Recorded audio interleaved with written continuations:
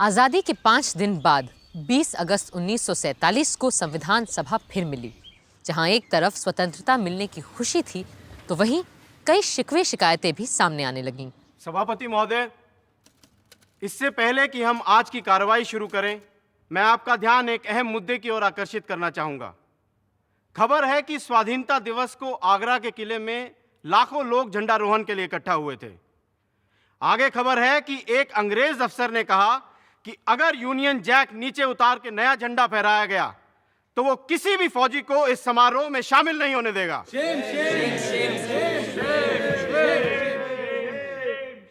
हम किसी भी रूप में अपने राष्ट्रीय ध्वज का अपमान सहन नहीं कर सकते।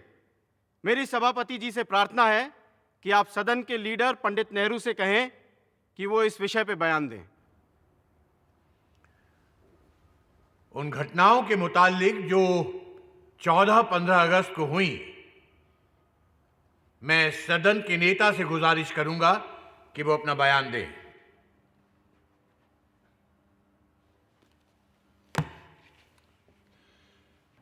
इस सभा में जो कुछ भी कहा जा रहा है उसे मैं पूरे गौर से सुनने की कोशिश कर रहा हूं,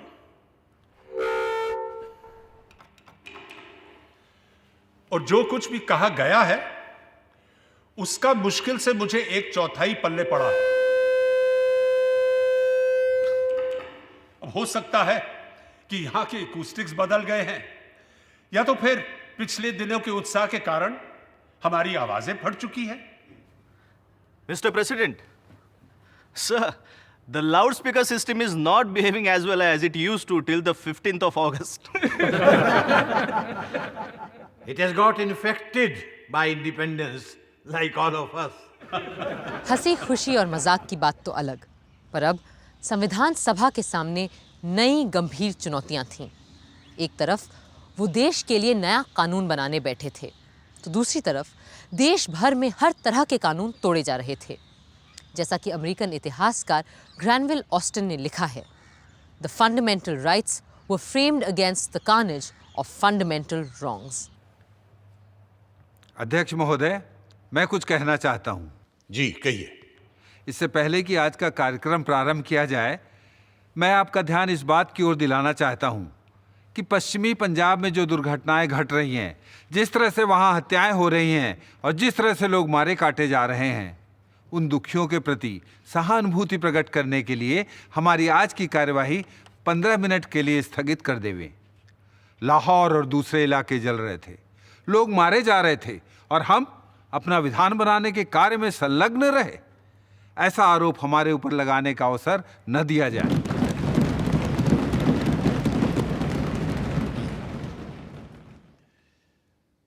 इसमें कोई शक नहीं है कि जो मुसीबत इस वक्त बहुत से लोगों पर गुजर रही है, उससे हमारी पूरी सहानुभूति है और हम जहां तक हो सकता है कुछ करेंगे और इससे बाज नहीं आएंगे। और इस वक्त अगर हाउस के सब लोगों की ख्वाहिश हो तो जो इस मुसीबत में मुब्तला हैं और जिन्हें ये सब तकलीफें भुगतनी पड़ रही हैं, उन सब के लिए हम खड़े होकर अपनी तरफ से दुख और हमदर्दी जाहिर करें।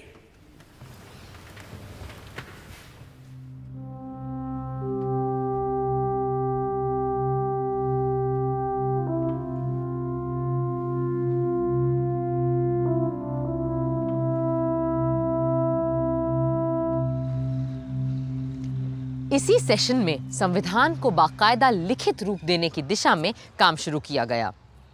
तय पाया गया कि संविधान सभा के constitutional adviser sir Benegal Narsing Rau, जो पूरी दुनिया में संविधान के महान विद्वान माने जाते थे, सभा में पेश प्रस्तावों और कमिटीज की रिपोर्ट्स के आधार पर संविधान का एक मसौदा तैयार करेंगे और इस ड्राफ्ट की संवीक्षा या स्क्रूटनी करने के लिए 7 सदस्यों की एक कमिटी नियुक्त की गई।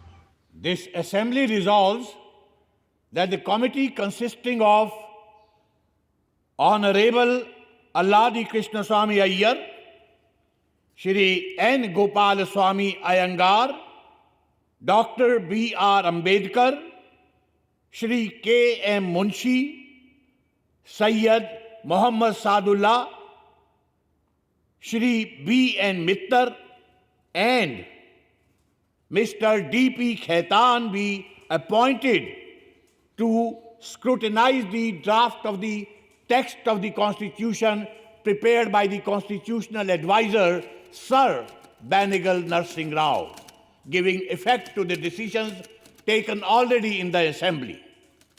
Those for the motion say aye. Aye. And those opposed to it say no. Ayes have it. Ayes have it. Ayes have it. The motion is adopted.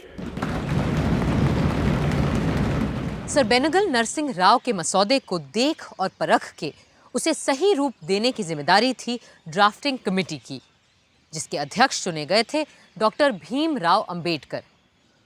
अब उन्हीं को तय करना था कि भारत के बाशिंदों के बुनियादी हक क्या होंगे, कितने होंगे और कैसे होंगे।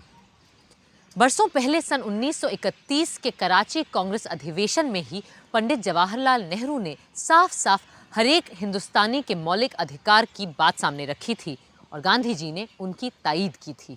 आज हम कांग्रेस की तरफ से सरकार से ये मांग करते हैं कि आपको हर हिंदुस्तानी को उसके बुनियादी हुकूक देने ही पड़ेंगे। भारत माता की जय! भारत माता की जय! भारत माता की जय! हम मांग करते हैं कि हर शहरी को अपनी बात कहने, विचार रखने की आजादी हो। हर नागरिक को मिलने जुलने, मीटिंग करने का हक हो। हम मांग करते हैं कि हर बशर को अपने मजहब को मानने और धर्म का प्रचार करने की छूट हो। हर जबान और इलाके के बाशिंदे को और खास करके माइनॉरिटी को इस बात का हक हो कि वो अपनी जबान और कल्चर को महफूज रखे। वंदे मातरम! वंदे मातरम! वंदे मातरम! हम मांग करते हैं कि हिंदुस्तान का हर मर्द और औरत कानून के सामने बराबर होगा, चाहे फिर वो किसी कौम, जात, फिरके का क्यों ना हो। और ये कि धर्म, जात पात, इलाके की वजह से सरकारी नौकरी देने में किसी के भी साथ कोई भेदभाव नहीं किया जाए। और हम मांग करते हैं कि किसी भी इंसान को गैर कानूनी गिरफ्तारी, तलाशी और कुर्की से ना गुजरना पड़े। हम सब एक हैं! हम सब एक हैं! हम सब एक हैं! और हम ये भी मांग करते हैं कि हमें इस बात की आजादी हो कि हिंदुस्तान का रहने वाला हर आदमी पूरे देश में जहां चाहे जाए, रहे, बसे और काम, नौकरी, व्यापार कर सके। जब तक ये सारे बुनियादी हक हर हिंदुस्तानी को नहीं मिल जाते, मेरा आपसे वादा है कि ना मैं चुप बैठूंगा, ना आपकी कांग्रेस पार्टी। पंडित नेहरू जिंदाबाद! पंडित नेहरू जिंदाबाद! पंडित नेहरू जिंदाबाद! महात्मा गांधी की जय! महात्मा गांधी की जय! महात्मा गांधी की जय! मुझे कुछ अधिक नहीं कहना है, बस इतना बताना है कि भारतीयों के मूल अधिकारों को लेकर जो प्रस्ताव जवाहरलाल जी ने पेश किया है, वो इस सम्मेलन का सबसे महत्वपूर्ण प्रस्ताव है। यही अधिकार तो हमें बताते हैं कि कांग्रेस किस किस्म के स्वराज की कल्पना कर रही है। संविधान सभा ने फंडामेंटल राइट्स को लेकर आज़ादी और बंटवारे से पहले ही सन 1947 में एक समिति बनाई थी, जो पहली बार 27 फरवरी के दिन मिली। As you are all aware, the main task of this committee is to discuss and make suggestions on the rights of the citizens. और मेरे विचार से किसी भी संविधान में उसके नागरिकों का बुनियादी हक सबसे अहम मुद्दा होता है। It is always about the fundamental rights. तो आप लोगों के जो भी सुझाव, प्रस्ताव आदि हों, बेझिझक सामने रखिए। If we look at the fundamental rights and guarantees embodied in the Irish and American Constitution, then all the rights that we may give should be enforceable in courts of law. इसके अतिरिक्त हमें उन अधिकारों की भी बात कर लेनी चाहिए जिन्हें भले हम आज अपने नागरिकों को ना दे पाए, पर जहां तक पहुंचना हमारा सपना है। That's very true, but is there any use in laying down precepts for rights which remain unenforceable and ineffective? अधिकारों के साथ साथ हमें अपने कर्तव्यों की फेहरिस्त भी बना लेनी चाहिए। तो चलिए पहले हम उन्हीं मूल अधिकारों की बात कर लेते हैं जिनके नाम मिलने पर हर शहरी न्यायालय के द्वार खटखटा सकता है। Well, if you ask me, I think we should take the Constitution of the United States of America as a model for the protection of the basic rights of our citizens. If I may, I would like to inform the committee that I have prepared a long list of fundamental rights, which I can lay here. अब यही तो आपका बड़प्पन है अम्बेडकर जी। मुझे ये भी पता है कि प्रोफेसर केटी शाह ने भी कमेटी की सहूलियत के लिए काफ़ी सारे नोट्स तैयार किए हैं। मैं कमेटी के ऑफिस को तायीद कर देता हूँ कि वो इन सारे दस्तावेज़ों की कॉपियाँ हर मेंबर को मुहैया करवा दें। Now may I also suggest that the committee adjourns for at least 3 weeks, hence providing the members with enough time and opportunity to formulate their own proposals. I think you will have a consensus on this. Good. तो चलिए 1 महीने बाद मुलाकात करते हैं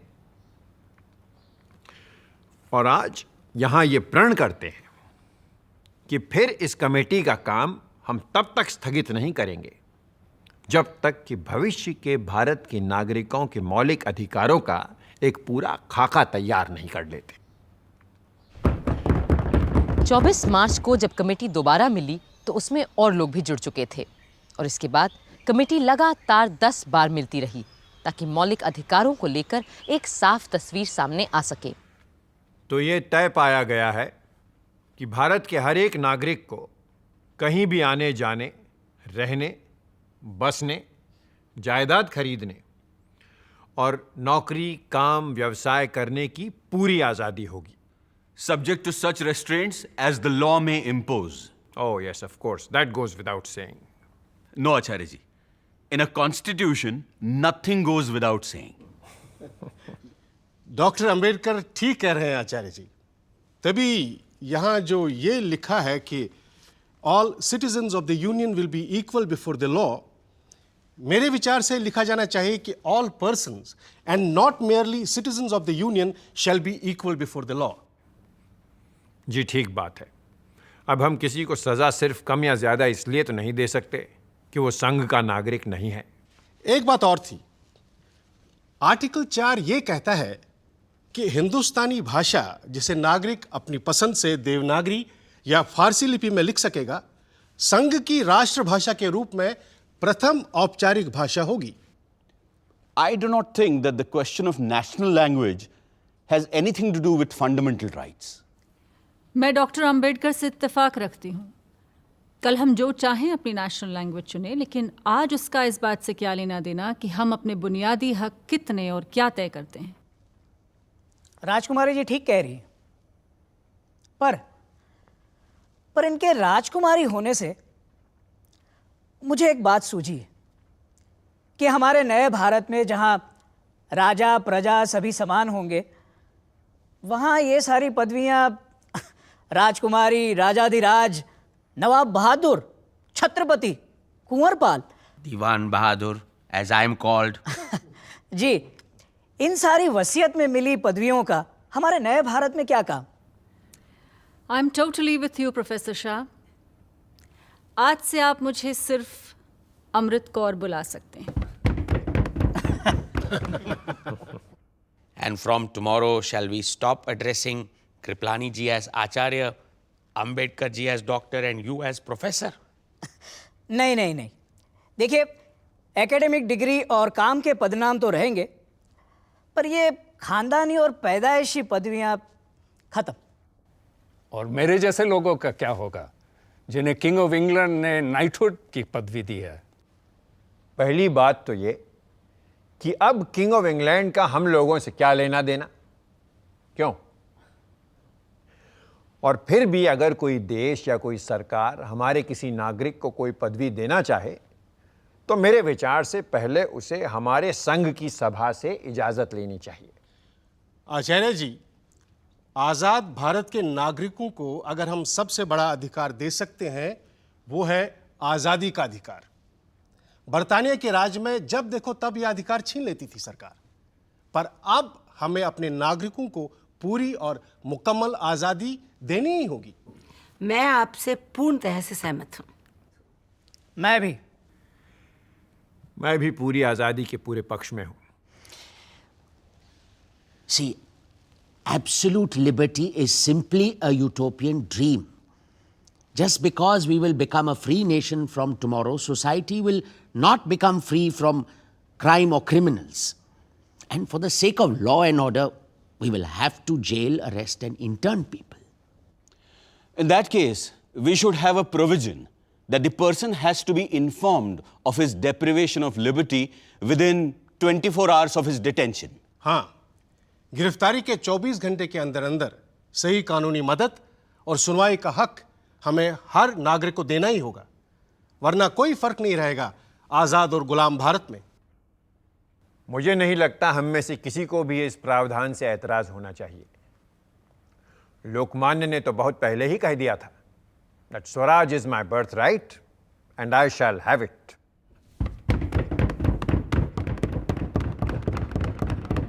Here. यूं एक एक करके बराबरी, आज़ादी, संस्कृति और शिक्षा, शोषण के विरुद्ध और संवैधानिक सुरक्षा के अधिकार हर नागरिक के अधिकारों में जुड़ते चले गए। क्या होना चाहिए के साथ ये भी तय किया गया कि क्या क्या नहीं होना चाहिए। कई मुद्दों पर तो सब एकमत होते, तो कई विषयों पर वोट से फैसला होता और कई बार फैसला नहीं भी हो पाता। गुलामों से भी बदतर व्यवहार और अत्याचार हमारे गांव में हरिजनों और दूसरे गरीब लोगों पर होते हैं जब उनसे बेगार करवाया जाता है। बंधुआ मजदूरी के लिए कोई जगह नहीं होनी चाहिए हमारे भारत के खेत खलिहानों में। मुंशी जी, सिर्फ खेत खलिहानों में ही नहीं, न कारखानों में, न खानों खदानों में। गुलामी का नामो निशान मिटाना ही होगा हमें। और सबसे वाहियात बात है कि 14 साल से कम उम्र के बच्चों से खानों खदानों और ख़तरनाक कारखानों में काम करवाया जाता है। हम इसे कैसे बर्दाश्त कर सकते हैं? इसकी बिल्कुल इजाज़त नहीं होनी चाहिए हमारे संविधान में। I couldn't agree with Amrit Kaur ji more. Let me go further while on the topic of children. I propose that there should be no difference between legitimate and illegitimate children as far as laws of inheritance are concerned. पर इस तरह क्या हम शादी जैसी संस्था पर ही प्रश्न चिन्ह नहीं लगा देंगे? हमें याद रखना चाहिए कि हम तय कर चुके हैं कि शादी ब्याह जैसी चीज़ों पर हम अभी इस वक्त यहाँ बात नहीं करेंगे। For that matter, all the personal laws are not in our purview here. Here, we are not interfering with anyone's personal law. This is about children and their rights. And you, Diwan Sahab, are a learned man. And you know what Shakespeare says about this question of legitimate and illegitimate. Bastard? Why bastard? Wherefore base? When my dimensions are as well compact, my mind as generous, and my shape as true as an honest madam's issue.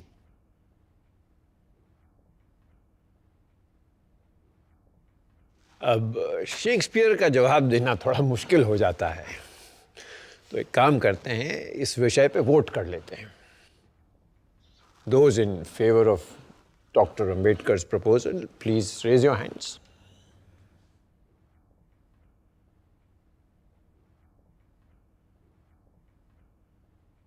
छह विपक्ष में, केवल 3 पक्ष में। क्या कर सकते हैं अंबेडकर जी? कभी जीत, कभी हार। And we must practice what we preach. ये एक जनतंत्र है आखिरकार। आचार्य जी, मैं यहाँ ये बात फिर से उठाना चाहूँगा कि अमेरिका की तरह हर भारतीय को कुछ साल सेना में बिताने ही चाहिए। Compulsory military training and conscription. But doesn't this also amount to slavery and involuntary servitude? ये स्लेवरी नहीं, सेवा का प्रश्न है अंबेडकर जी। तो इस पर भी वोट हो जाए। ठीक है, जो पक्ष में हैं हाथ उठाएं।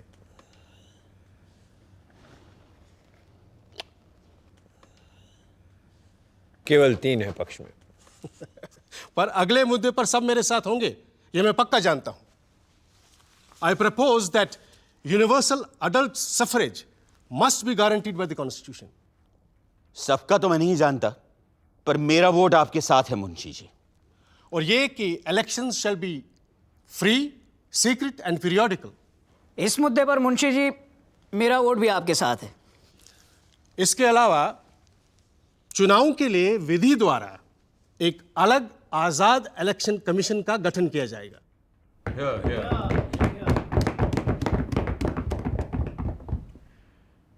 So we are all unanimous on this? Because today we are creating history.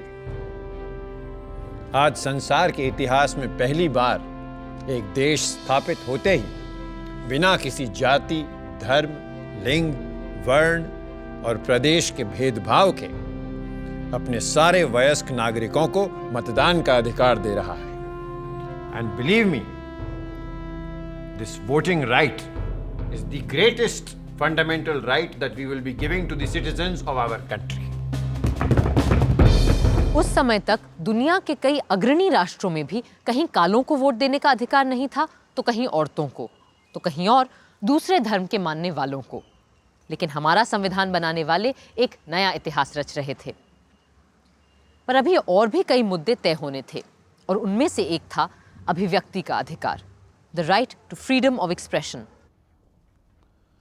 I would like to suggest that a provision should be made by law to prevent the publication or utterance of seditious, obscene, slanderous, libelous, or defamatory matter, and to make such publication or utterance actionable or punishable. I want to add the words likely to promote class hatred. Though this does not actually come under sedition or any of the other things mentioned. And people will have a carte blanche to promote class hatred. We may add class or religious hatred. ऐसा करना खतरे से खाली नहीं है, क्योंकि ऐसा कानून दुधारी तलवार साबित हो सकता है। सत्ता में बैठी मेजॉरिटी पार्टी के खिलाफ बोली गई जरा सी भी बात को क्लास या कम्युनल नफरत करार देकर सजा दी जा सकती है, और ऐसी बातें अगर सत्ता में बैठे लोग फैलाएं तो उन्हें कोई छुएगा भी नहीं। I suggest let us be more comprehensive and say right of every citizen to freedom of speech and expression subject to criminal law. अभिव्यक्ति की आज़ादी को आज पूरी दुनिया में सम्मान दिया जा रहा है, और ये भी महसूस किया जा रहा है कि अगर किसी के वक्तव्य या लेखन से किसी विशेष वर्ग या धर्म के खिलाफ नफरत नहीं फैलाई जा रही है और उसे हिंसा फैलने का कोई डर नहीं है, तो आदमी को अपनी बात कहने का पूरा हक होना चाहिए, पूरी आज़ादी होनी चाहिए। If you put this in, then section 153A of the penal code stand nullified. Sir, आपसे बेहतर और कौन जानता है कि ताकतवर मेजॉरिटी वालों को कास्ट और कम्युनल हेट्रेड फैलाने से रोकना असंभव होता है। मैंने तो ये भी सुना है कि एक मर्तबा किसी अखबार को सेक्शन 153A को लेकर इसलिए मुकदमा चलाया गया था क्योंकि उस अखबार ने पुलिस के खिलाफ कोई लेख लिख दिया था। और दलील यह दी गई थी कि पुलिस अपने आप में एक खास तबका है और पुलिस के खिलाफ बात करके अखबार वाले एक खास फिरके के खिलाफ नफरत फैलाने का काम कर रहे हैं। Yes. We also started up certain periodical in Bengal. And even before the first issue came out, unofficial warning was given to us that unless we stop, action will be taken under Section 153. We had to stop. So, I'm afraid, so far as we are concerned, we do not feel quite safe if there is a provision of this sort. मौलिक अधिकारों में अभिव्यक्ति की आज़ादी तो हमें मिली, पर धारा 153A भी रही।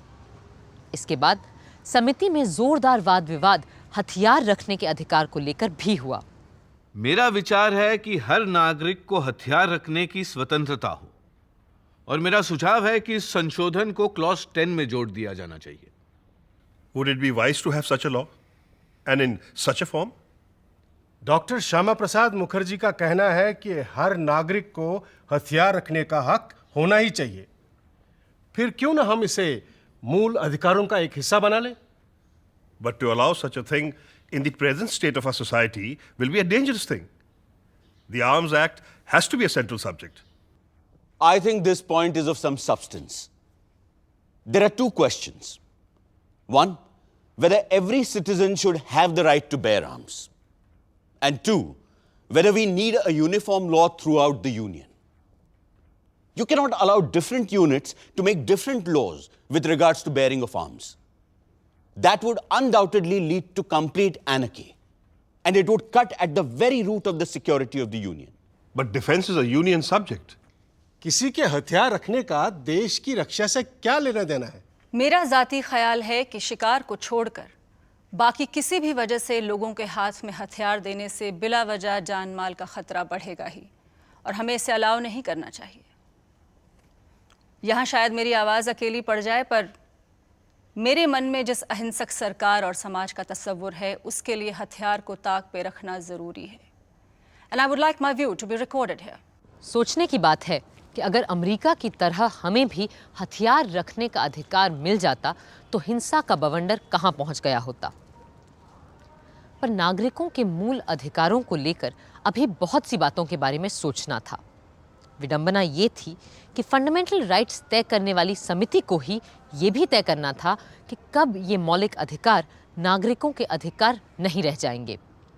डॉक्टर अंबेडकर की दलील थी कि कभी कभी आपातकाल या इमरजेंसी में जब खुद राष्ट्र का अस्तित्व खतरे में हो तो संघ को पहले खुद को बचाना होगा, ना कि किसी नागरिक के अधिकार को। In the provision dealing with grave emergency, we have stated that all these fundamental rights are liable to be suspended whenever, in the view of the Union, it is necessary to declare an emergency.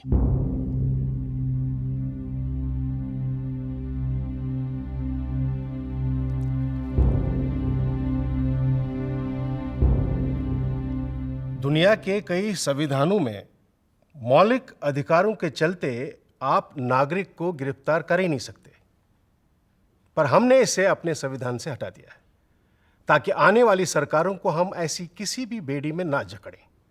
हाँ, पर सही कानूनी कार्रवाई का प्रावधान हमने हर हाल में रखा है। जरूरी सवाल यह है कि क्या लेजिस्लेचर के पास ये विशेषाधिकार होगा कि अगर वो चाहे किसी भी व्यक्ति को बिना मुकदमा चलाए ही कैद में रख सकते हैं? ऐसा कोई अधिकार हम नहीं देने जा रहे हैं जिसके चलते सरकार बिना कानून और अदालत के सामने जाने का हक दिए किसी को भी गिरफ्तार कर ले। छोटी बड़ी कोई बात संविधान बनाने वालों की नजरों से छूटी नहीं थी। जैसे शादी ब्याह को लेकर उस समय चले आ रहे कानून को चुनौती दे डाली श्रीमती हंसा मेहता और राजकुमारी अमृत कौर ने। शादी औरत और मर्द दोनों की हामी से हो और वैवाहिक जीवन में दोनों का समान हक और बराबर की मर्जी हो। ये नुक्ता फंडामेंटल राइट्स में आना चाहिए। आना तो चाहिए, पर मर्द मानेंगे कहाँ? गांधी जी ने तो अपनी प्रार्थना सभा में ये तक कहा था कि मुख्तलिफ मजहबों और फिरकों के लोगों के बीच शादियां होना अच्छा ही नहीं, ज़रूरी भी है। और मैं कहता हूँ कि पति और पत्नी अपने अपने धर्म को ना छोड़ें। पर 1872 के स्पेशल मैरिज एक्ट के तहत ऐसी शादियों की मनाही है। अगर दो अलग धर्म के लोग आपस में शादी करें तो दोनों में से कोई एक अपना धर्म बदले, या फिर दोनों ये हलफ उठाएं कि दोनों नास्तिक हैं। मेरी एक सहेली को तो अपना धर्म बचाने के लिए स्विट्जरलैंड जाकर के शादी करनी पड़ी। अब ये बताइए कितने लोग इस बात को अफोर्ड कर सकते हैं? मेरे ख्याल से स्विट्जरलैंड की तरह हमें भी अपने आइन में ये बात कह देनी चाहिए कि धर्म दो लोगों की शादी के बीच किसी तरह का अड़ंगा नहीं डाल सकता। बिल्कुल। और अगर ये बात संविधान में शामिल हो गई तो अब तक चला आ रहा ये पुराना कानून असंवैधानिक अल्ट्रावायरस करार दे दिया जाएगा। मैं कमेटी को फौरन एक चिट्ठी लिख देती हूँ, फिर देखते हैं तुम्हारे और मेरे अलावा कौन इस मामले में हमारा साथ देता है। मर्द तो शायद ही कोई साथ दे हमारा। कम से कम एक मर्द ने तो साथ दिया इन दो औरतों का, श्री M.R. मसानी ने। फिर भी शादी का मसला बुनियादी हक में शामिल नहीं किया जा सका। यूं मूल अधिकारों पर समिति की कई बैठकों के बाद सरदार वल्लभ भाई पटेल ने सदन को एक पत्र लिखा और बताया कि कैसे समिति ने बुनियादी हकों को दो हिस्सों में बांटा है। The committee has recommended that the list of fundamental rights should be in two parts. The first part consisting of rights enforceable by legal processes, and the second part consisting of directive principles and social policy, which though not enforceable in courts of law are nevertheless to be regarded as fundamental in the governance of the country. The justiciable fundamental rights include rights of equality, freedom, relating to religion, culture and educational rights, and miscellaneous rights which include property and the right to constitutional remedies. 21 अप्रैल सन 47 के दिन fundamental rights committee की अंतरिम report Sardar Patel ने सदन के पटल पर रखी। कमेटी में इस विषय को लेकर दो तरह के मत थे। एक ये राय थी कि नागरिकों को ज़्यादा से ज़्यादा अधिकार देने चाहिए, जिनकी बिना पे वे सीधी तरह अदालत में जाकर अपने हक सिद्ध करवा सके। और दूसरी ओर ये राय थी कि बहुत ही कम मगर अहम मूल अधिकारों तक फंडामेंटल राइट्स को सीमित रखना ही उचित होगा। वो तीसरा मत जो हमारी कमेटी में पाया ही नहीं गया, वो ये रहता कि आज़ाद हिंदुस्तान में न पुलिस की दरकार है न जेल की। प्रेस, डंडा और बंदूक को पूरी तरह छूट रहे। हर एक को जो मर्जी में आए वो करने की संपूर्ण आज़ादी मिलनी चाहिए। सरदार पटेल को उम्मीद थी कि मौलिक अधिकारों जैसी मूल चीज पर तो बहुत से संशोधन नहीं ही आएंगे, पर 150 से भी ज्यादा लोग कुछ न कुछ बदलना चाहते थे या नई बातें जोड़ना चाहते थे फंडामेंटल राइट्स में। Sir, I do not understand why economic fundamental rights should not be included in these justiciable rights. Economic rights are essential while framing a country's constitution, and they must also be made justiciable. I do not understand why mines, key industries, and basic industries should not be nationalized.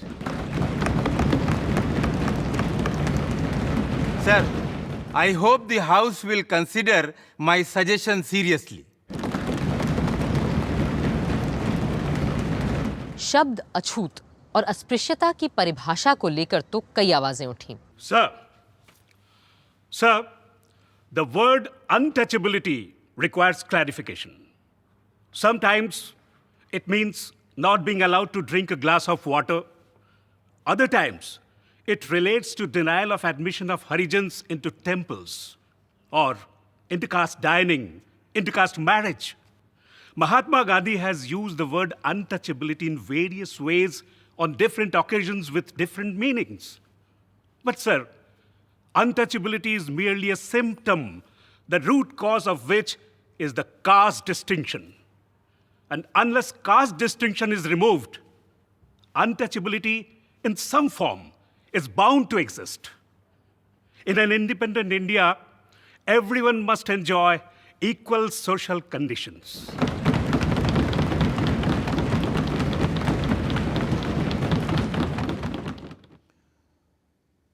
I take it that the legislators will define the word untouchability so that the courts might prescribe proper punishment. Sardar Vallabh भाई पटेल कुछ और अनुच्छेदों को स्पष्ट करने फिर खड़े हुए। Sir, I beg to move that 1. The state shall not discriminate against any citizen on grounds of religion, race, caste, or sex. 2. There should be no discrimination against any citizen on any ground of religion, race, caste, or sex in regard to A. Access to trading establishments, including public restaurants and hotels. B. The use of wells, tanks, roads, and places of public resort, maintained wholly or partly out of public funds, or dedicated to the use of the general public. Sir, the following word should be inserted after sex: or of dress worn of any nationality. It seems a laughing matter, but even today, on the threshold of independence, there are hotels which do not welcome people dressed in Indian style. Sir, I moved at the words schools, hostels, temples, or places of worship should be included. Although some schools are thrown open to Harijans in the villages, they are not allowed to sit along with caste Hindu students. They are asked to sit on the floor or at some distance. As regards temples, untouchables are made to worship God only from a distance and not from within the temple itself. I think untouchability is the sole cause of this.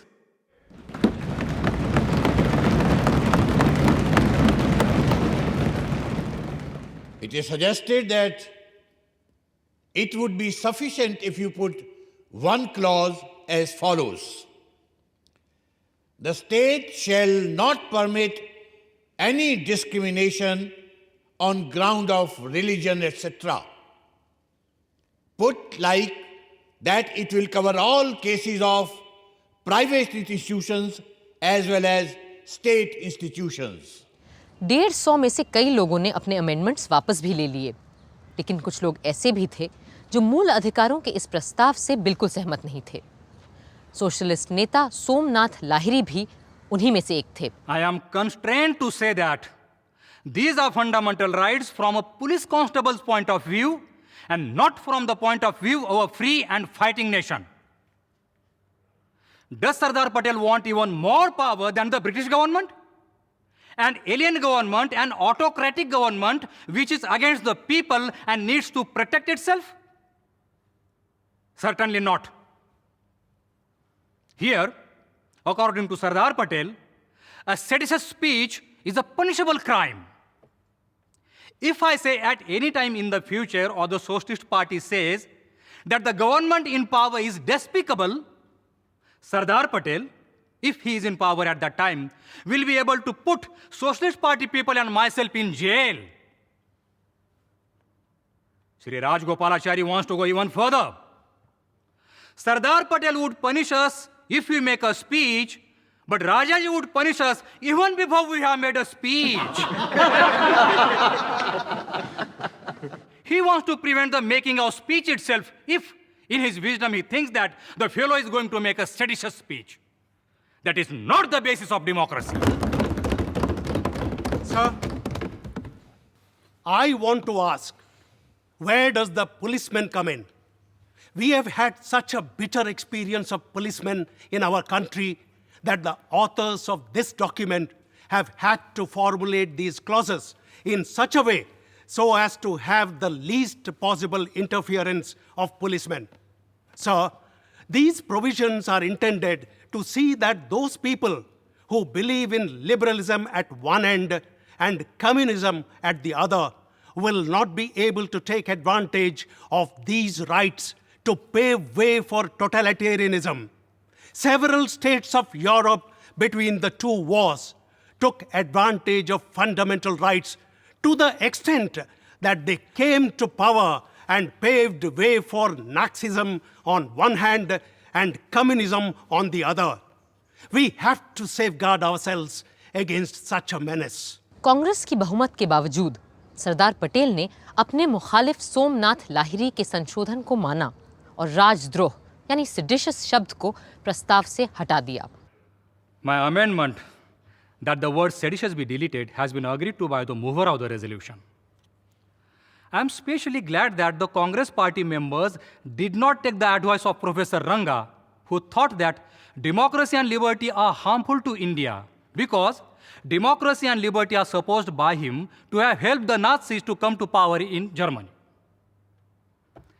Anybody who knows a little history knows that Nazism is not the result of having too much democracy. Nazism came to power in Germany because the rights and liberties that were given under Weimar Constitution were challenged by force by the capitalist classes in Germany with the help of Hitler's Nazi gangsters. ऐसे भी लोग थे जो चाहते थे कि हम अपने संविधान और मूल अधिकारों को तब तक तय न करें जब तक वजूद में आने वाले मुल्क पाकिस्तान का संविधान नहीं बन जाता. सर, जहां तक माइनॉरिटीज के अधिकार की गारंटी का सवाल है, इस मुद्दे को आने वाली सरकारों पे छोड़ देना चाहिए. यहां के लोग शायद ये देखना चाहेंगे कि पाकिस्तान में बसने वाली माइनॉरिटीज के साथ क्या होने वाला है. इसलिए यह मसला फिलहाल इतनी आसानी से सुलझने वाला नहीं है. मैं कहता हूं कि इस समस्या को ऐसे ही हवा में लटके रहने दें तो बेहतर होगा, जब तक कि हमें पता ना चले कि आइंदा के विभाजित हिंदुस्तान की शक्ल क्या होगी और उन इकाइयों में माइनॉरिटीज को लेकर क्या बर्ताव होने वाला है. Mr. President, sir, I am surprised at this statement of Mr. Tyagi. Rights of minorities should be absolute rights.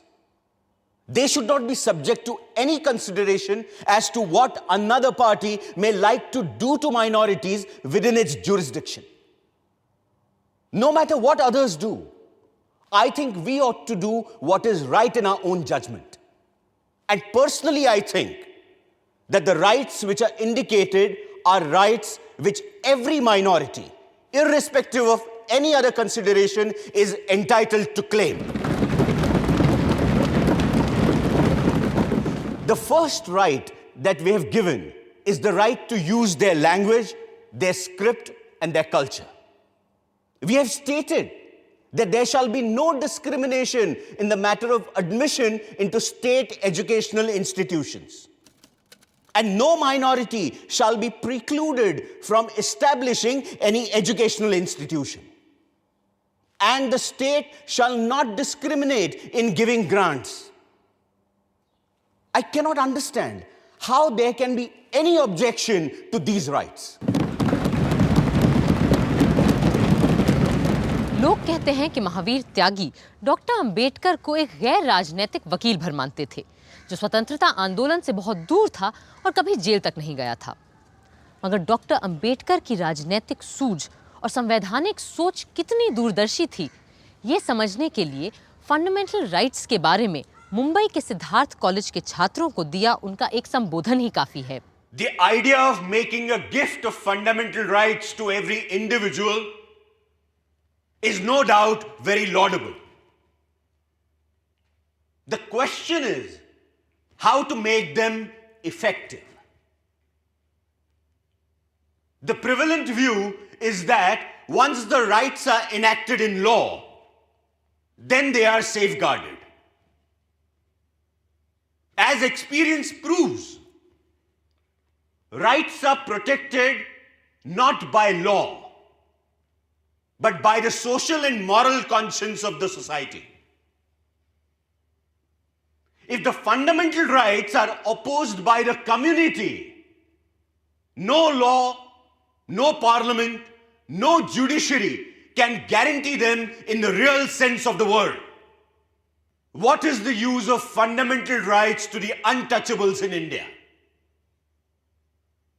As the British political thinker Edmund Burke said, there is no method found for punishing the multitude. Law can punish a single solitary recalcitrant criminal. It can never operate against the whole body of people who choose to defy it. Social conscience is the only safeguard of all rights, fundamental or non-fundamental.